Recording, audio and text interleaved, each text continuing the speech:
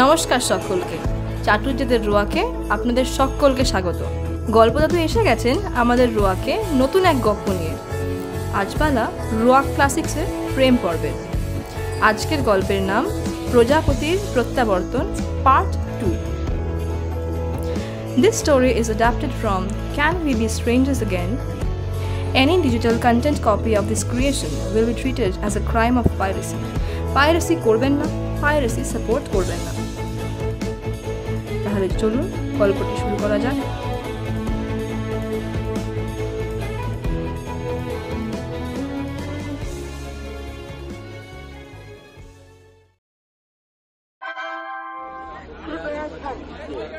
প্রায় মিনিট খানেক হাঁ করে তাকিয়েছিল মেঘ।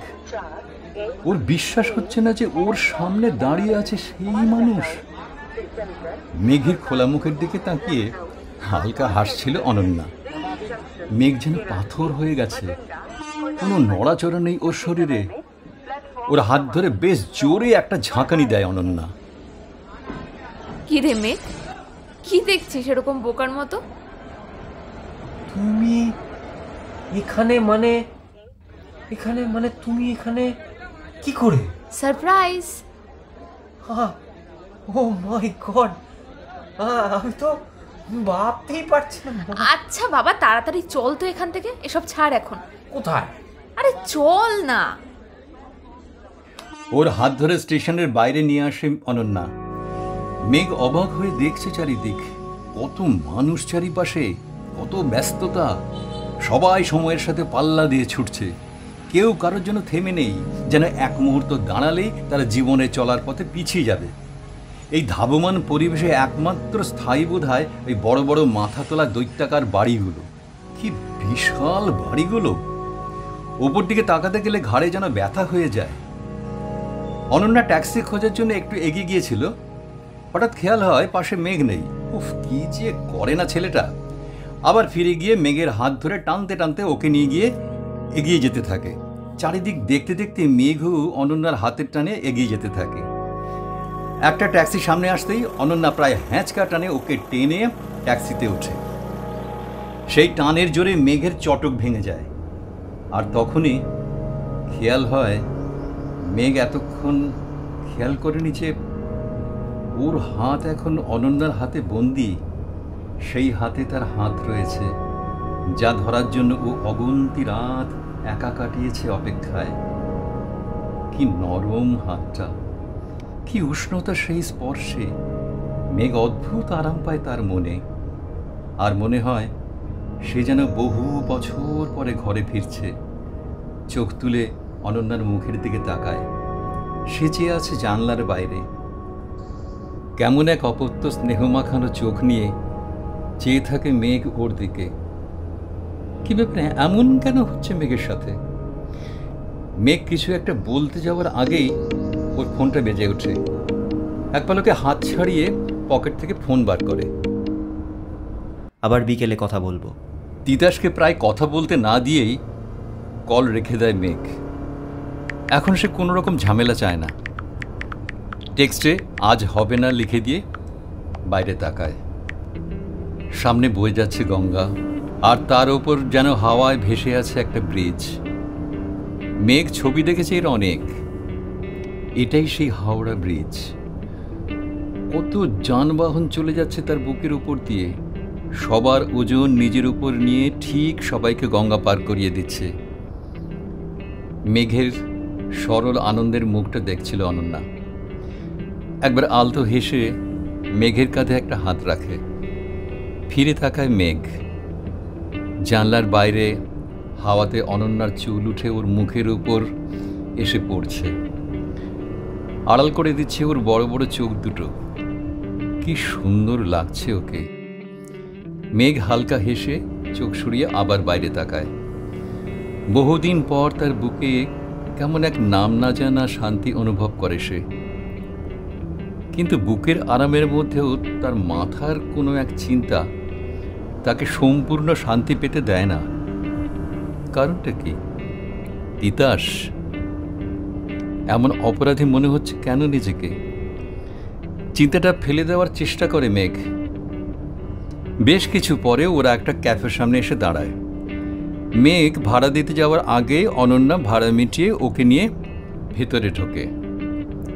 দুজনে সামনাসামনি দুটো চেয়ারে এসে বসে। তারপর বল, কেমন লাগলো হাওড়া ব্রিজ? দারুণ, সত্যি কথা। তোমার শহর কিন্তু বেশ সুন্দর। মানে কেন যে মেট্রোপলিটন বলে আমি এখন বুঝলাম। তবে মানুষের কি তাড়া, বাপরে বাপ।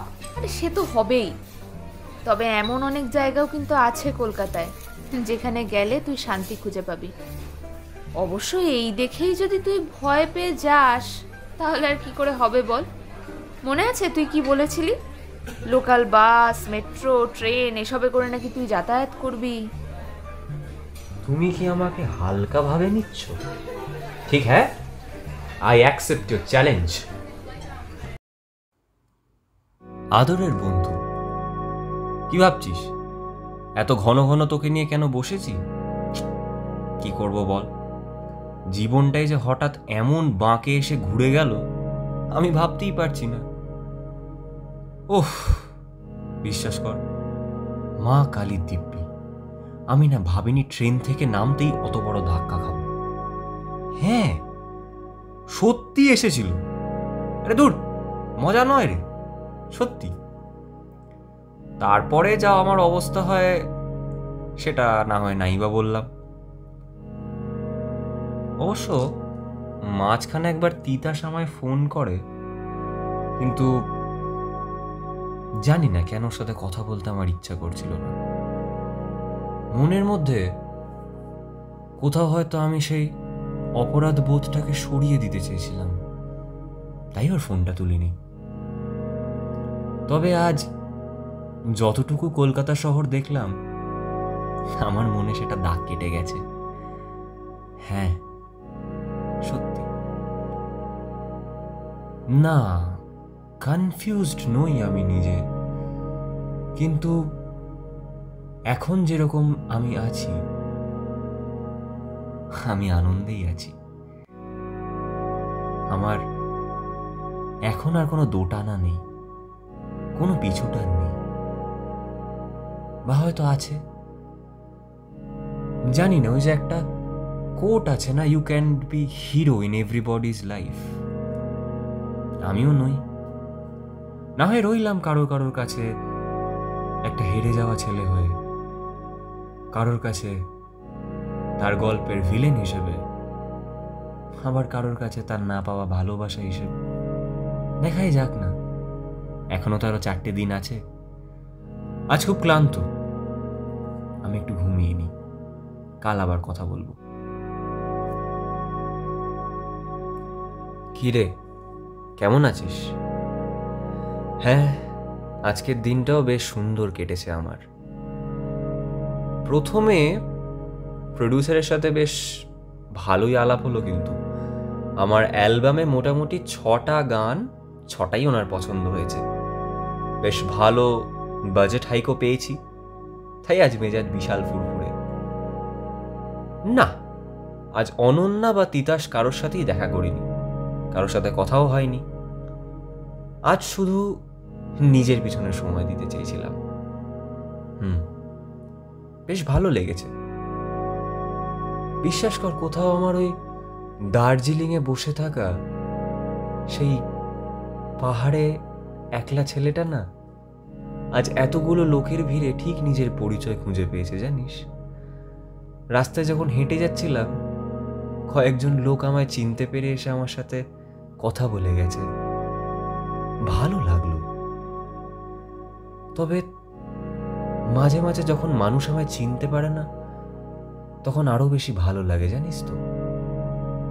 গতকাল যে মানুষের মুখে তুমি কে এই শব্দটা শুনিনি, তার হয়তো ধারণা নেই আমার। জানি না কি হবে এরপর, তবে এইটুকু বুঝছি আমার জীবন খুব শিগগিরই পাল্টাতে চলেছে।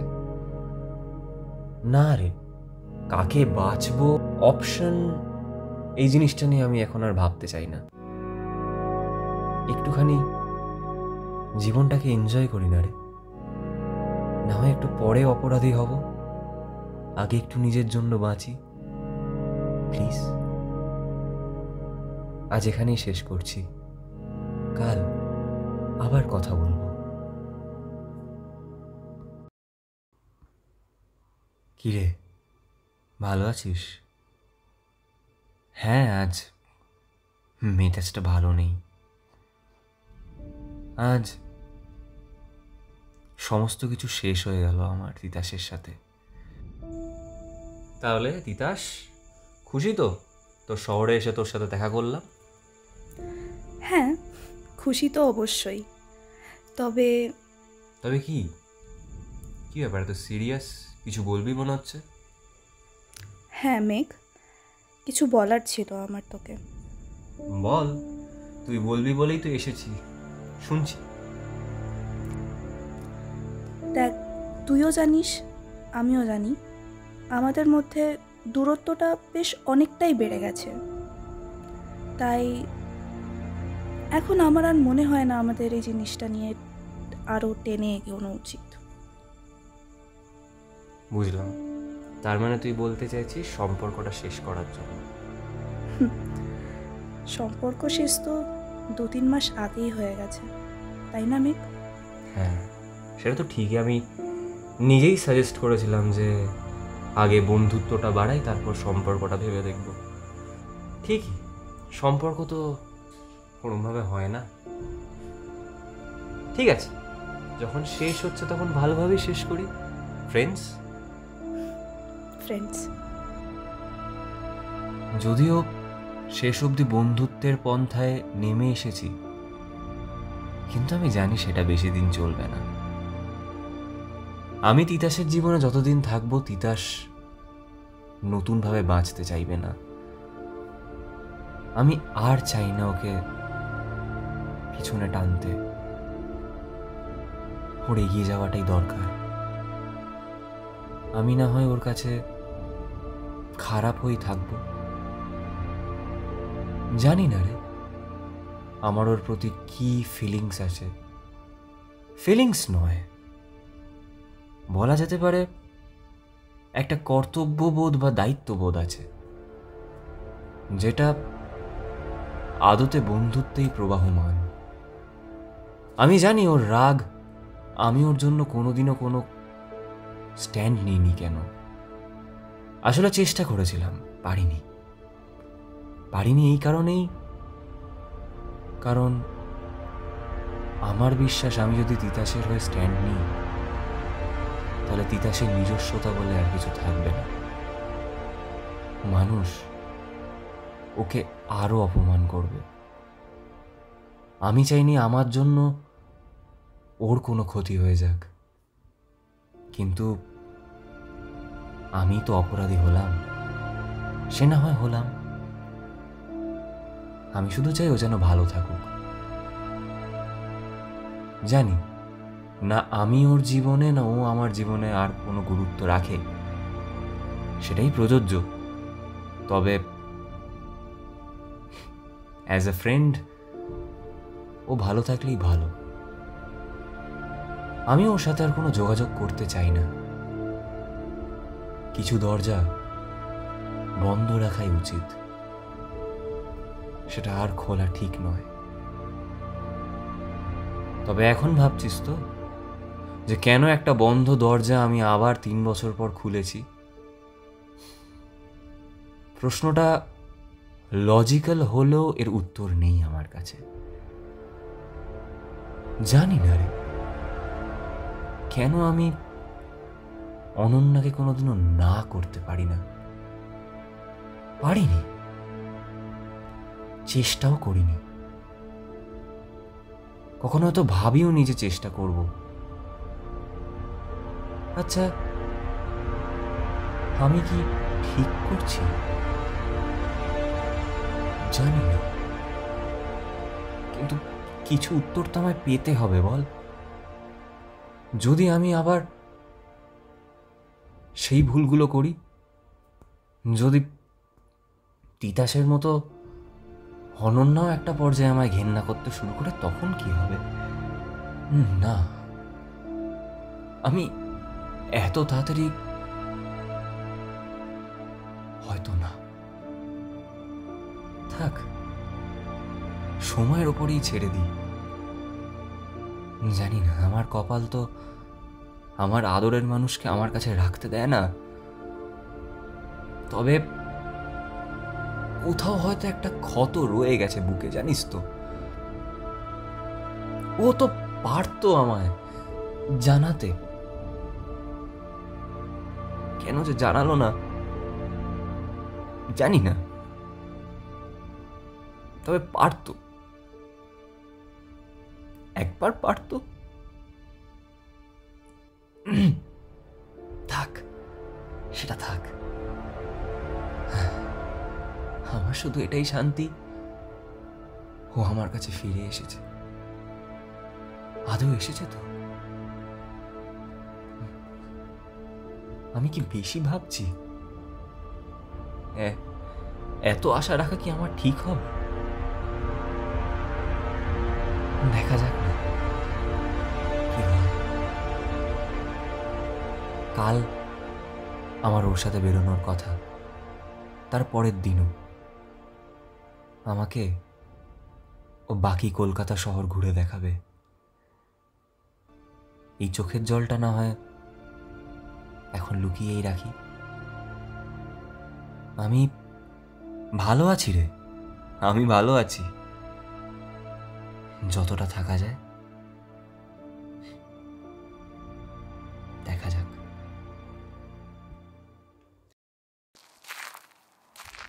কেমন লাগছে ভিক্টোরিয়া? ফ্যাবিউলাস। বিশ্বাস করো, আমার কাছে ভাষা নেই বর্ণনা করার। সূর্যের শেষ আলোয় কি সুন্দর লাগছে। মেঘ, আমার না তোকে কিছু জিজ্ঞেস করার আছে। হ্যাঁ বলো না, শুনছি। তুই আমায় আবার ভুলে যাবি দার্জিলিংয়ে গিয়ে, তাই না? তোমার এটা হঠাৎ মনে হলো কেন? জানি না, মনে হলো। আসলে আমি যা করেছি। বাদ দাও না, আমরা এখানে তো এনজয় করতে এসেছি, সেটাই না হয় করি। আর তাছাড়া আমি ওরম নই। আসলে তোর সাথে কথা বলা শুরু হওয়ার কয়েক সপ্তাহের মাথায় আমি জানতে পারি আমার একটা টিউমার আছে। ইট ওয়াজ ক্রিটিক্যাল। বাঁচার কথাও ছিল না আমার, সব আশাই ছেড়ে দিয়েছিলাম আমি। শুধু শেষ কয়েকটা দিন অপারেশনের আগে আমি একদম নিজের মধ্যে থাকতে শুরু করি। তোকে কেন যোগাযোগ করতে বারণ করি জানিস? কারণ আমার মনে হয় আমি না থাকলে তুই হয়তো সেটা মেনে নিতে পারবি না। আসলে আসলে প্রথমবার কারোর চোখে আমি নিজের জন্য এতটা ভালোবাসা দেখেছিলাম, তাই আরো ভয় চেপে ধরে আমাকে। যদি এর জন্য তোর কিছু হয়, তাই আমি তোকে লিখি যোগাযোগ না করতে। আমি না মেনে নিতে পারিনি যে তুই আমার জীবনে থাকবি না, কিন্তু বাধ্য হই। আসলে নিজে বাঁচবো কিনা সেটা তো আগে দেখতে হবে, তাই না বল? তোর কল তুলতে পারতাম না, কারণ আমি জানতাম আমি যদি তোর কথা শুনি, তোর গলা শুনি, আমি কিছুতেই নিজেকে ধরে রাখতে পারবো না। যেদিন আমার সার্জারি হয় সেদিন আমি খুব খুশি ছিলাম। জানি না কেন, ভগবানের দয়াই বল বা মেডিকেল মিরাকেল, আমি বেঁচে যাই। কিন্তু তারপর সাহস করে উঠতে পারিনি যে তোকে সবটা জানাবো। তাই আর কি। এ কি মেঘ? তাই বলে তুমি আমাকে অমন করে একলা ফেলে দেবে? একবার তো বিশ্বাস করতে পারতে গো আমার ওপর। তুমি নিজে আমার জন্য এতটা কষ্ট কেন করতে গেলে? মেঘ, আমি থাক থাক, তোমায় আর কিছু বলতে হবে না, বাদ দাও বাদ দাও। Too much emotional. চলো এগোনো যাক। এরপরে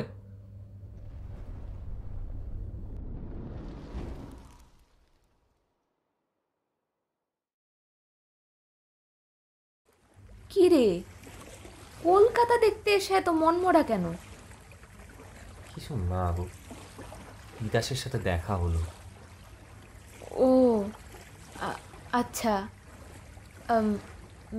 না মানে, যদি কিছু মনে না করিস, কি কথা হলো জানতে পারি? হ্যাঁ অবশ্যই পারো, 100 বার পারো। আজকে সম্পর্কের ইতি টেনে এলাম, বুঝলে? বলা বাহুল্য ইতি অনেক আগেই হয়ে গেছিল, আজ সমাপ্তি শব্দটা লিখে এলাম মিউচুয়ালি।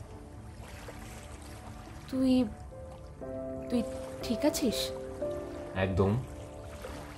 দেখো, ভালোবাসা তো আর দোকানে কিনতে পাওয়া 10 টাকার ঘুগনি নয় যে চাইলেই গরম গরম পাওয়া যাবে। ভালোবাসা তো সহজে মেলে না। ওই যে ভালোবাসা শত যুদ্ধে যায় না জেতা, ভালোবাসা লুটতরাজের কীর্তিনাশা। একা মেয়েটা নরম গালের পাশে রাত প্রহরীর মতো জেগে ভালোবাসা। বাবা, কি কঠিন কঠিন কথা। আচ্ছা ছাড় তো ওসব, তুই বল, আমার সাথে ডিনারে যাবি? তুমি খাওয়াবে? না রে, তুই নতুন অ্যালবাম বার করেছিস তো, তুই খাওয়াবি। অসভ্য ছেলে একটা, এই জন্য তোকে আমার কিছু বলতে ভালো লাগে না, বাঁদর কোথাকার। তুমি কিন্তু আমাকে অযথা গালাগালি দিচ্ছ, ঠিক আছে? এর কিন্তু কোনো মানে হয় না। আলবাত হয়। কি করে হয়? কিছু না, তুই ছাড় তো। উফ, তোকে বলাই আমার ভুল হয়েছে। এই এই এই তোমার মতিগতি কিন্তু আমার একদম ভালো লাগছে না। ঠিক করে বলো তো, তুমি কি চাও? তুই থাক এখানে একা দাঁড়িয়ে, আমি চললাম। এই, আমাকে একলা রেখে যেও না। যাবো। এই দাঁড়াও। আরে ধুর, আরে আমি হারিয়ে যাব। তুই হারিয়েই যা। এই কলকাতা কেমন দেখলি মেঘ? ভালো, খুব সুন্দর। তুই পরশু দার্জিলিং ফিরছিস তো? হ্যাঁ, কেন? না তেমন কিছু না, আমিও যাব তোর সাথে। 2টো টিকিট কাটবি? হ্যাঁ সত্যি? হ্যাঁ সত্যি, আমি আমার কথা রেখেছি, এবার তোর পালা। আদরের ডায়েরি। কিরে, আজ কেমন আছিস? আজ তোর জন্য একটা দারুণ খবর আছে। জানিস, আজ অনন্যা বলেছে আমার সাথে দার্জিলিংয়ে যাবে। হ্যাঁ রে, আমার নিজেরও বিশ্বাস হয়নি, ভাবতেই পারিনি যে ও আমার সাথে দার্জিলিং যেতে চাইবে। হ্যাঁ রে, আমি খুব খুশি আজ। কেমন জানি না, মনে হচ্ছে জীবনটা আস্তে আস্তে একটা সুতোয় বাঁধা পড়ে যাচ্ছে। হ্যাঁ, বেশি উত্তেজিত হওয়া বোধহয় ঠিক নয়, বল? সুতো তো ছিঁড়েও যেতে পারে। তাছাড়া আমি কি ঠিক করছি? উফ, বারবার এই প্রশ্নটা আমাকে কেন এত বিরক্ত করছে? আমি আর অপরাধী হয়ে থাকতে চাই না। আমারও তো বাঁচার অধিকার আছে, আমারও তো খুশি থাকার অধিকার আছে। আমি তো নিজের জন্যে কোনো কিছু করিনি। প্লিজ,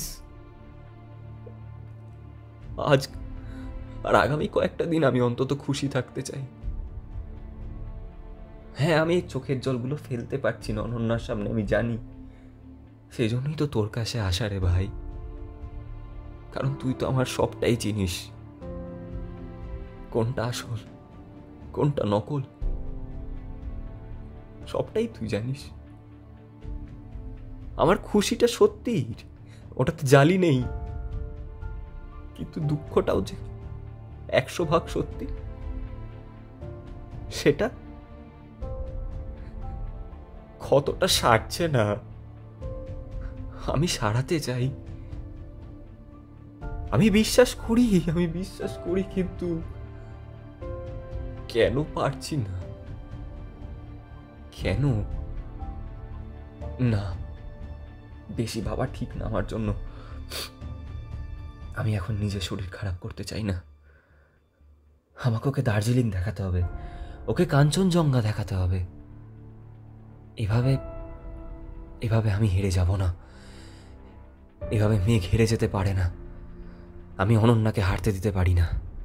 আমি পারি না। আমাকে ওর জন্য ঠিক থাকতে হবে, ঠিক থাকতে হবে। জানি না এটাকে কি বলবি। যদি তোর মনে হয় ভালোবাসা তাহলে তাই, যদি মনে হয় জেদ তাহলে তাই, যদি মনে হয় অপরাধ তাহলে তাই। আমি এখানেই তোর সাথে ইতি টানছি রে। আর খুব একটা বেশি হয়তো দেখা হবে না। আসছি, ভালো থাকিস।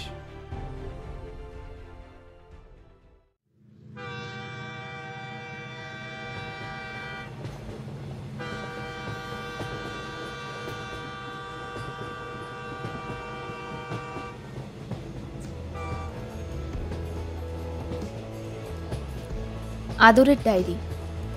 আজ বহুদিন পর আবার সেই হারিয়ে যাওয়া আনন্দ খুঁজে পেলাম জানিস। আজ আমি ভেবেছি মেঘের সাথে দার্জিলিং যাব। সেই মতন অফিসে ছুটিও নিয়েছি। না, আর কোনো দোটানা নয়।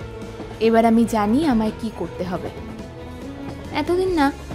এতদিন শুধু পালিয়ে পালিয়ে এসেছি, কিন্তু আর না। একবার একটু বিশ্বাস করেই দেখি না। আমার মন বলে জানিস, মেঘ আমাকে কখনো আঘাত করবে না।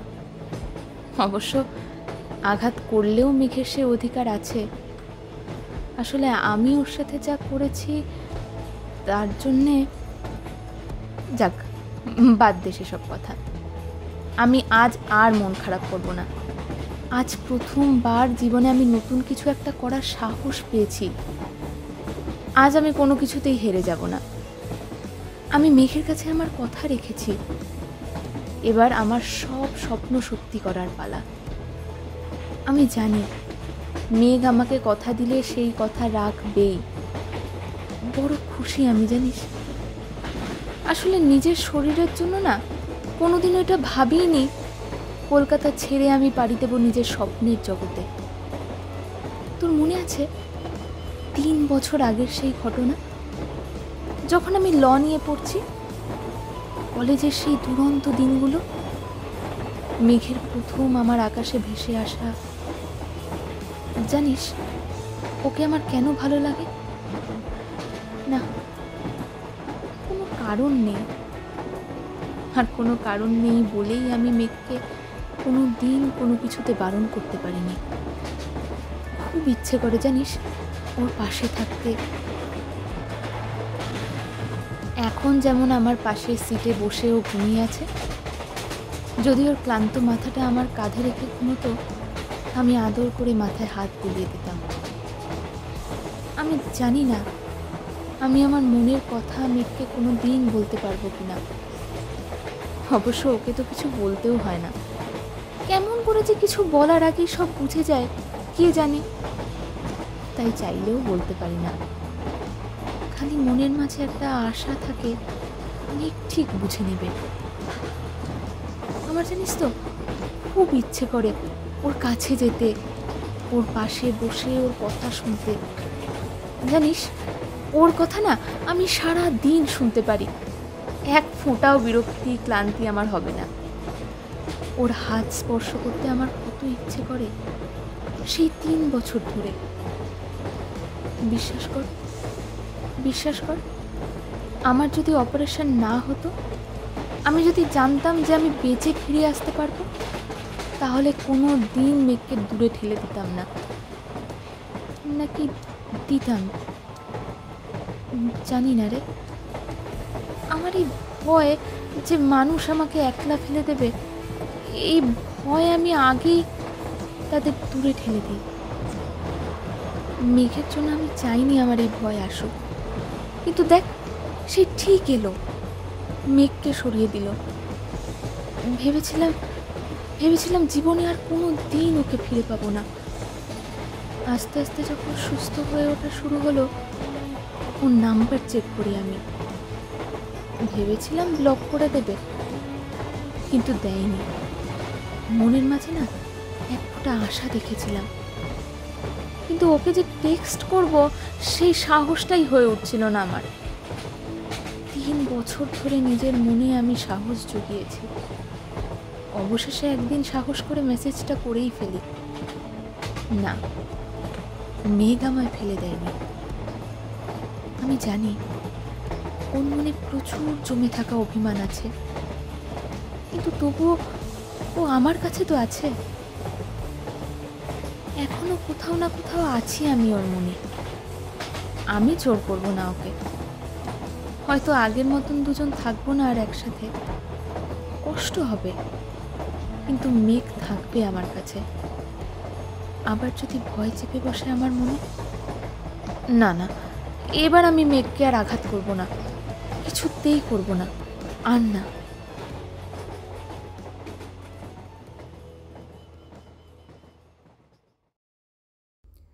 আদরের ডায়েরি। কাল আমি না প্রথমবার নূপুরকে দেখলাম। কি মায়াবী ওর চোখ দুটো, আর কি মিষ্টি হাসিটা। ওকে নিজের কাছে যদি রেখে দিতে পারতাম আমি। জানিস তো, আমার একটা বোন থাকলে আমি সারা দিন ওর সাথে সময় কাটাতাম। নূপুর আমার কাছে না সেই না পাওয়া ছোট বোনটা হয়ে গেছে। তবে আমি ওকে এখানে রাখতে চাই না। তাই মেঘকে বলি, মেঘ, তুই ওকে কলকাতার স্পেশাল স্কুলগুলোতে দিতে পারিস তো।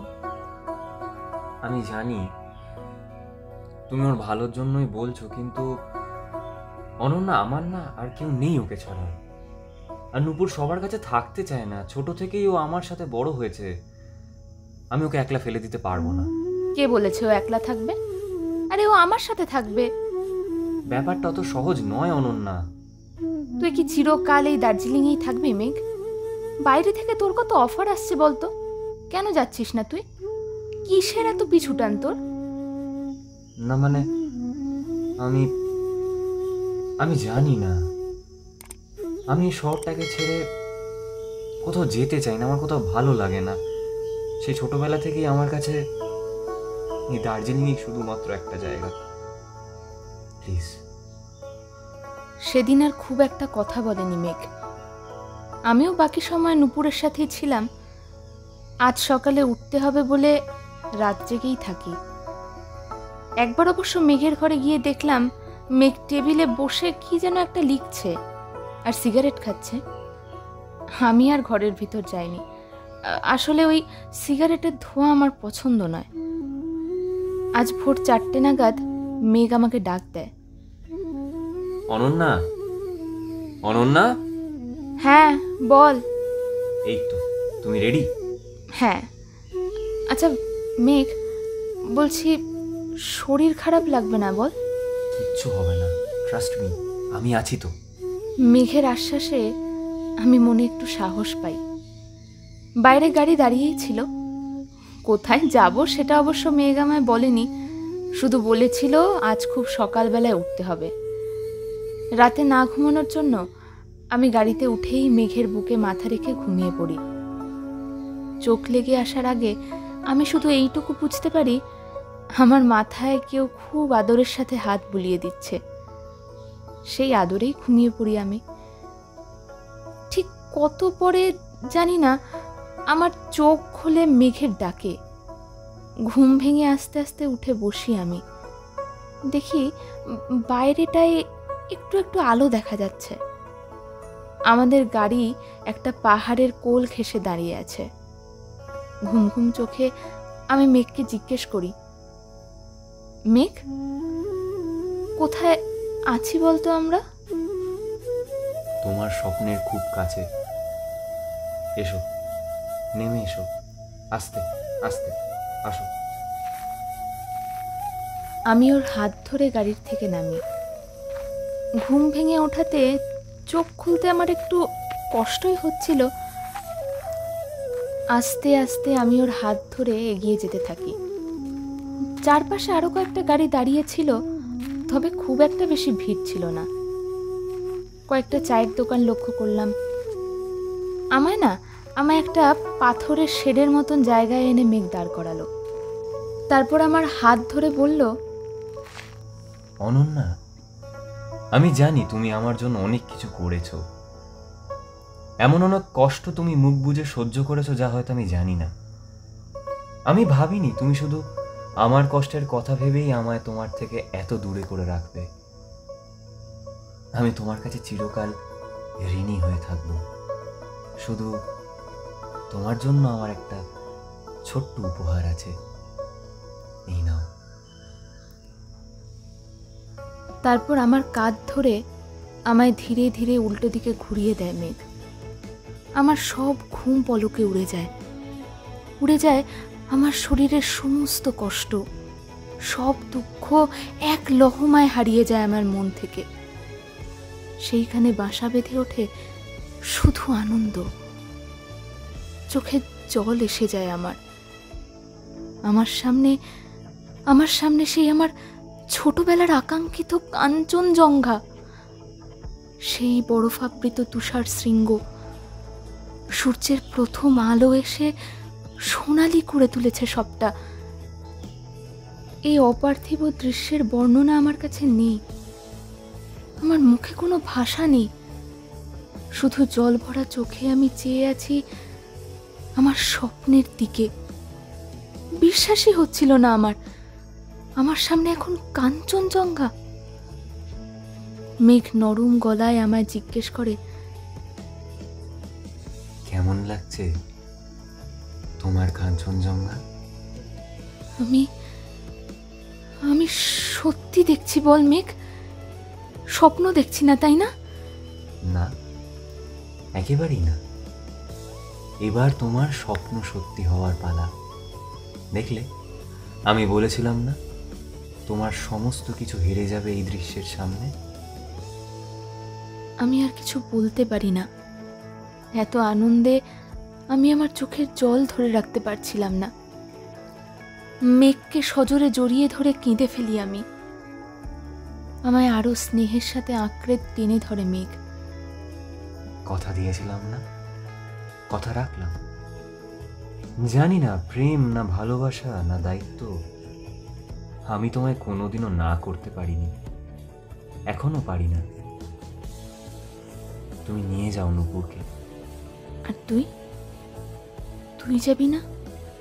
যাব, তবে আরো মাস দুয়েক পর। একটা ছোট্ট কাজ আছে, সেটা সেরেই যাব। এরপর আর বিশেষ কথা হয়নি আমাদের। যা হয়েছে তা আমাদের একান্ত নিজেদের, সেটা আমি কারোর সাথে শেয়ার করতে চাই না। আমি ভালো আছি। ইট ওয়াজ আ গুড ডে।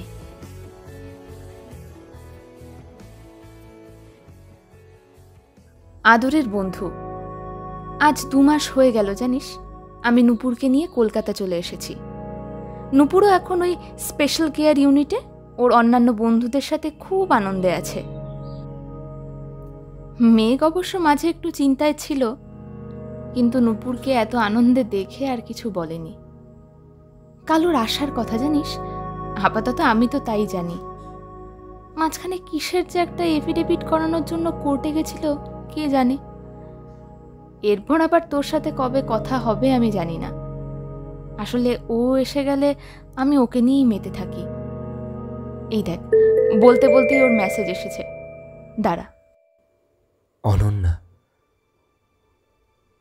আমি জানি তুমি যখন এই মেসেজটা পাবে তখন হয়তো আমি আর এই পৃথিবীতে থাকবো না। আমি জানি না আমার কি হয়েছে, তবে নূপুর তোমার সাথে খুশিতে আছে এটা জেনেই আমার মনে একটা শান্তি আছে। আমি অনেক দূরে চললাম, জানি না কোনোদিনও ফিরতে পারবো কিনা, ফিরতে চাই কিনা তাও জানি না। তুমি আমায় অপরাধী ভাবতেই পারো, তবে তোমার কাছ থেকে আমি শিখেছি কিভাবে স্বপ্ন দেখতে হয়। আমি জানি আমি যদি আবার তোমার কাছে ফিরে যাই আবার হয়তো এমন কোনো ইতিহাস ঘটতে পারে যেখানে আমি তোমায় আঘাত করে বসতে পারি, বা হয়তো তুমি আমায় আমার জন্য আবার একলা করে দিতে পারো। এই ভয়টা কোথাও বসে গেছে আমার মনে।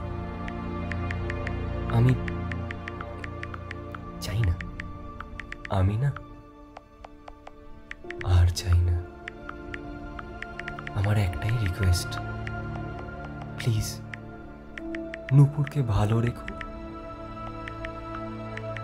তুমি খুশি থেকো, কিন্তু আমি অনেক দূর থেকে দেখবো তোমাকে। আমি ভালো থাকবো। হ্যাঁ, তুমি কিন্তু ভালো থেকো। যদি ভবিষ্যতে আবার কোথাও লেখা থাকে,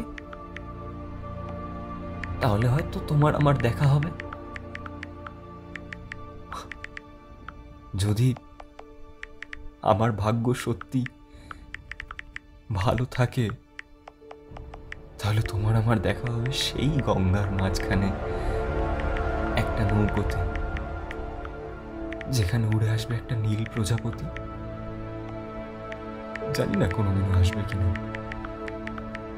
তবে না, আর বেশি কিছু বলবো না। আমার আদরের অনন্যা, আমি তোমায় খুব ভালোবেসেছি, খুব, হয়তো বাসিও, কিন্তু আমার পক্ষে এই ডিসিশনটা নেওয়া সম্ভব নয়। আমি প্রস্তুত নই। আমি চললাম। আমায় আর হয়তো পাবে না। যোগাযোগ করো না আমার সাথে। ইতি, তোমার মেঘ। টেক্সটটা পড়ে পাথর হয়ে যায় অনন্যা। এই ভয়টাই সে পেয়েছিল। এই ভয়টার জন্য সে আজ থেকে 3 বছর আগে মেঘের কাছে গিয়েও যেতে পারেনি, বলতে পারেনি মেঘকে সে কতটা ভালোবাসে। তার বুকের মাঝের এক বেদনা তাকে রোজ এই কষ্ট দিয়েছে। মেঘকে সে কিছুতেই হারাতে চায়নি, কিন্তু আজ সেটাই হলো। একবার ঘরের ভেতরে তাকালো অনন্যা। নূপুর খুব আনন্দের সাথে হাতে ফোন নিয়ে কি যেন একটা করছে। সেদিকে তাকিয়ে তার এত দুঃখেও একটু খুশি হলো। বুক ফাটা একটা আর্তনাদ অনেক কষ্টে চোখের 2 ফোঁটা জল হয়ে বেরিয়ে এলো। এই ছিল তার কপালে। অদৃষ্ট তাকে কোনোদিনও ক্ষমা করেনি, আর করবেও না। 3 বছর আগে মেঘের সাথে সে যা করেছে তার সাজাই হয়তো পাচ্ছে সে, কিন্তু না, মেঘ অনেক বিশ্বাস করে তাকে একটা দায়িত্ব দিয়ে গেছে। সে একাই মানুষ করবে নূপুরকে। মেঘ না থাক, নূপুর তো থাকলো মেঘের স্মৃতিচিহ্ন হিসেবে। একবার চোখ বন্ধ করে নিজের মনে মেঘের জন্য সেই না বলা কথাগুলো বলে একবার, তারপর ফেটে পড়ে কান্নায়। স্নেহের তিতাস, আশা করছি তুই এখন ভালোই আছিস। অনেক সাহস করে তোকে এই টেক্সটটা করছি। তোর মনে আছে আমি তোকে বলতাম যদি আমি কোনোদিনও হারিয়ে যাই, তাহলে আমার এই ক্যানভাস স্ট্রিট তোকে দিয়ে যাব? আজ সেই সময় এসেছে রে। আমি চললাম। আমার সময় ফুরিয়ে এসেছে। কোথায়, কখন সেটা জিজ্ঞেস করিস না, কোনো উত্তর নেই। শুধু জানবি আমি বহু দূরে চলে যাচ্ছি, আর হয়তো ফিরবো না, কারণ আমার যে আর কোনো পিছু টান নেই। অতীন্দ্রর সাথে কথা হয়ে গেছে, এরপর থেকে ক্যানভাস স্ট্রিট ব্যান্ড তোর জন্য হবে, তোর জন্য গাইবে। প্লিজ আমার এই স্বপ্নটাকে বাঁচিয়ে রাখিস। শেষবারের মতো বিদায় চেয়ে নিচ্ছি তোর কাছ থেকে। পারলে আমার দেওয়া সমস্ত আঘাতের জন্য ক্ষমা করে দিস। তার প্রায়শ্চিত্ত করতে চলল। থাকলাম তোর কাছে শেষ অবধি অপরাধী হয়ে। আসছি, বিদায়। ইতি, তোর মেঘ। টেক্সটটা পেয়ে আর নিজেকে ধরে রাখতে পারেনি তিতাস। মেঘের নিরুদ্দেশ হয়ে যাওয়া কেন জানি না মানতে পারছে না সে। যেন এক প্রবল কষ্ট তাকে গলা টিপে মেরে দিতে চাইছে। দম বন্ধ হয়ে যাচ্ছে তার। মাথায় হাত চেপে চুল মুঠি করে বসে পড়ে মেঝেতে, চিৎকার করে কেঁদে ওঠে। কেন কেন করলো মেঘ এটা? কেন করলো? ওকে একবার দেখার জন্য পাগল হয়ে পড়ে তিতাস। বারবার কল করে, সুইচ অফ। অতীন্দ্রকে ফোন করে, কিন্তু তাতে আর লাভ কি? মেনে নেওয়া ছাড়া আর কোনো লাভ নেই। যখন সে ক্লান্ত হয়ে পড়ে, চোখের জল কম পড়ে যায়, তখন তার মনে হয় মেঘ অনেক বিশ্বাস করে তাকে ওর স্বপ্নটা দিয়ে গেছে। ক্যানভাস স্ট্রিট এইভাবে শেষ হয়ে যেতে পারে না। চোখ মুছে সে জোরে নিঃশ্বাস নেয়। না, সে ফেলে দেবে না মেঘের স্বপ্ন। মেঘ যেখানেই থাক, ও অনেক বিশ্বাস করে তিতাসকে তার স্বপ্ন হাতে দিয়ে গেছে। সেটা ফেলে দেবে না তিতাস, কিছুতেই না।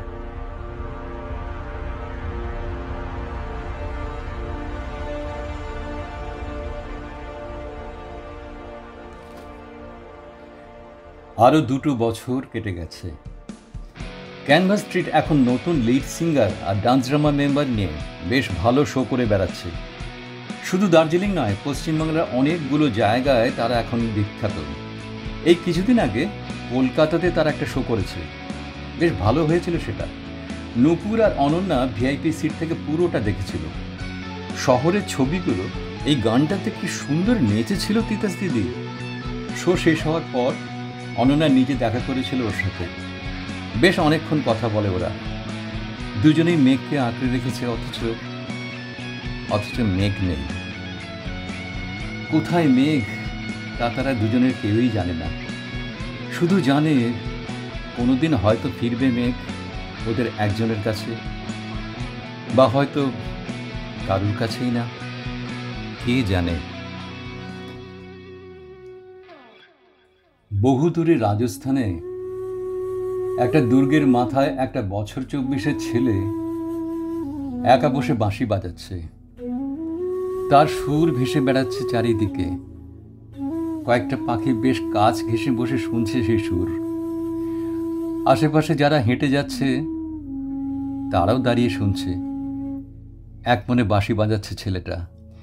নীল পাঞ্জাবি পরা, মাথায় অগোছালো চুল। কে?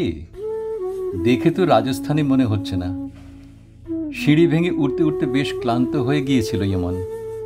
এই ছেলেটা কি যে করে না, এত খামখেয়ালি। কিছুটা এগিয়ে এসে দেখে মেঘ এক মনে বাঁশি বাজাচ্ছে, আর ওর দিকে সবাই মন্ত্রমুগ্ধের মতো তাকিয়ে। একবার হাসে নিজের মনে। তার মুখচোরা বেস্ট ফ্রেন্ড সত্যি পাগল। তারপর এগিয়ে যায় মেঘের দিকে। কিরে, একলা বসে বাঁশি বাজাচ্ছিস, কি ব্যাপার? ও তুই? কিছুই না, এমনি ইচ্ছে হলো তাই বাজাচ্ছি। তাহলে মেঘমল্লার রায় বল, হঠাৎ ডেকে পাঠালি? ও হ্যাঁ, শোন না, তোকে একটা জিনিস জিজ্ঞেস করার ছিল। তুই বাড়ি কবে ফিরছিস রে? কেন? বল না, তারপর বলছি। এই সামনের সপ্তাহে। সামনের সপ্তাহে? আচ্ছা, তার মানে ঠিক আছে, শোন, তুই যাওয়ার 2-3 সপ্তাহ পরে আমি যাব তোর ওখানে, ঠিক আছে? রিয়েলি মেঘ? সত্যি? তুই তো কলকাতা যেতেই চাস না তাহলে? কাজ আছে, দরকার আছে, খুবই গুরুত্বপূর্ণ।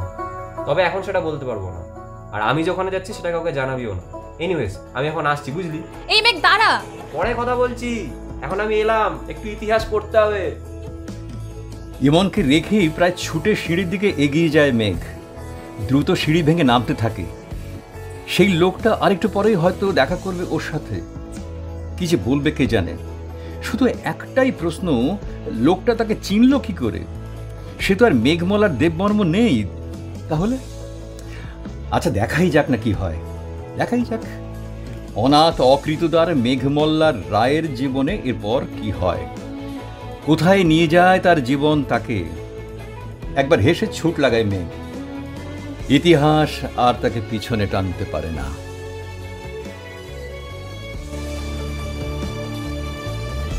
কি ভাবছেন কোথায় হারিয়ে গেলাম আমি শেষ অবধি?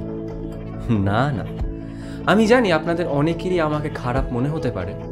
ভাবুন, আমি তো সবার কাছে ওই যে বললাম হিরো হতে পারবো না। কারো না কারোর গল্পে আমি না হয় রইলাম অপরাধী হিসেবে, আবার কারো না কারোর কাছে হিরো হিসেবে।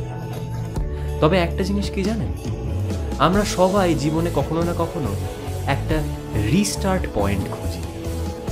তার আগে অতীত আমাদের যেরমভাবে তাড়া করে বেড়ায়, আমরা সবাই সেখান থেকে মুক্তি পাওয়ার চেষ্টা করি। অপরকে ভালোবাসার আগে নিজেকে চেনা দরকার, নিজেকে ভালোবাসা দরকার। তাই তো এই পুনর্জন্মের কথা। সুতরাং মেঘমল্লার রায়ের জীবন এখন কোন দিকে যাবে সেটা কিন্তু এখনো জানা বাকি। তাই মেঘমল্লার দেববর্মনের জীবনে শেষ হলেও মেঘমল্লার রায়ের গল্প কিন্তু বাকি আছে। কোথায়? ঠিক সময় জানতে পারবেন। আপাতত আমি আসি। শেষ হলো আজকের গল্প প্রজাপতির প্রত্যাবর্তন পার্ট 2। সামনের সপ্তাহে দাদু আবার এক গল্প নিয়ে ঠিক হাজির হবেন। ততদিনের জন্য একটু বিদায় চেয়ে নিচ্ছি। টাটা।